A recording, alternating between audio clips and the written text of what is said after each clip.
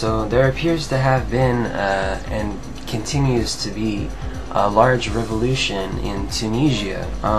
The president assumed power in the late 80s amidst a rising Islamic tendency in the country, which they attributed to Islamic extremism, which had seen numerous bombings and that sort of thing. So Ben Ali assumed power as one of these people who could be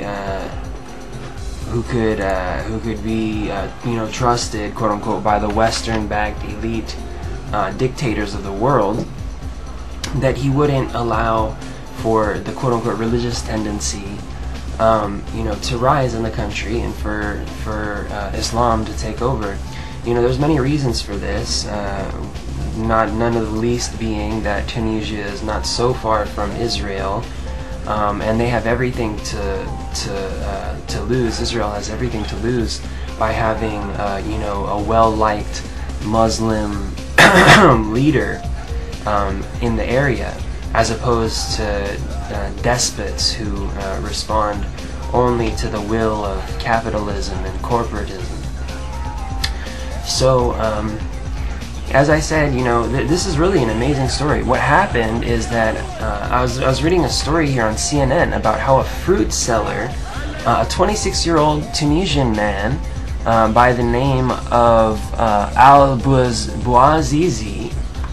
who could not find a job and who had just finished college and refused to join the quote-unquote army of unemployed youth, started up a small business as a street vendor, selling vegetables on the street.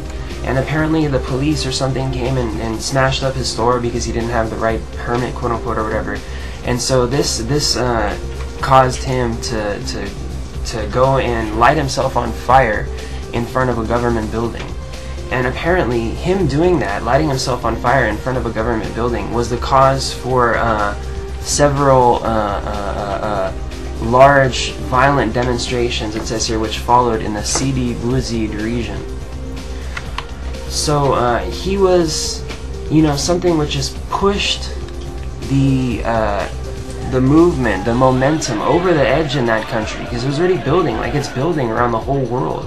This story should really show you how delicate the whole world situation is right now. That just this one person, pretty much, who started this revolution, this person who lit himself on fire, could be such a catalyst to just ignite the whole country, to topple a dictator that has been there since the 80s. This is how volatile the situation is right now in the global politics stage, and this is why everything is so crazy and fear-based and unsure right now. I found it very interesting that if you look at a video posted on the internet titled "A Call for Khalifah in Tunis 2011, Al Akbar," you can see people chanting in the streets, and here's a translation of some of the things they're chanting.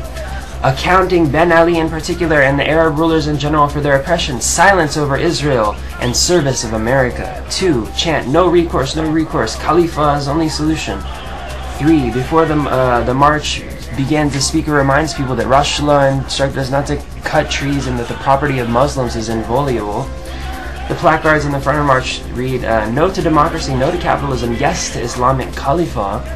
Whilst marching the chant, with our souls, with our bloods, we shall sacrifice ourselves for you, O Islam. Khalifah, Khalifah, Khalifah. They address, standing in front of the soldiers of the Tunisian army, quote unquote, they address, quote unquote, the Muslim armies, asking them, where are you in Palestine? Where are you in Iraq? Remove the chains of the rulers from your neck and fulfill your duties.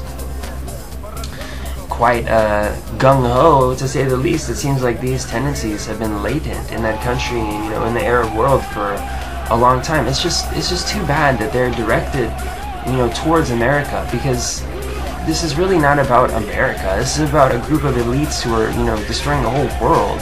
It just happens that they, set up a nice little comfy base in America and UK and, Germany and some of these rich countries.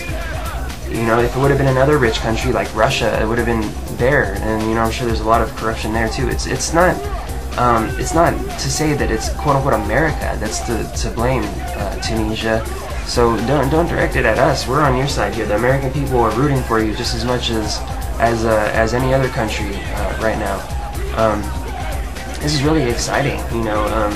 But I think it's really interesting the religious take on this whole revolution, because, you know, as a lot of people know, society has become so devoid and sapped of spirituality, and we've become so, you know, material and obsessed by money and those kind of things, that there is an emptiness in our hearts for a pure and a real and a truthful system, which is in alignment with how we feel in our core. You know, in America, we've been screaming for constitutionalism. In Tunisia, they scream for Islam. But it's the same thing. They're screaming for the absolute truth. They're screaming for compassion. They're screaming for transparency. They're screaming for familiarity and something they can trust, and something that is not subject to be manipulated by this out-of-control beast which is consuming the planet.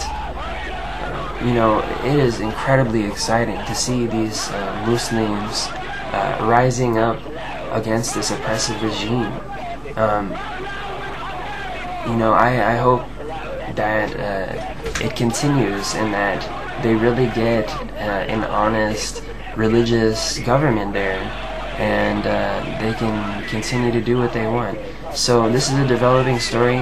I would advise, you know, check it out on YouTube, because this is really gonna mean a lot in current events in the near future, and judging, you know, where some of these other Islamic Middle Eastern countries stand. And there's already been, you know, copycat riots and protests in many other Muslim countries. So they're all screaming for one Muslim ruler.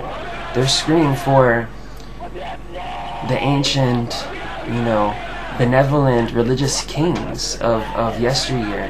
And it's not that that's entirely wrong, but it needs to be rethought of and redone in a modern context.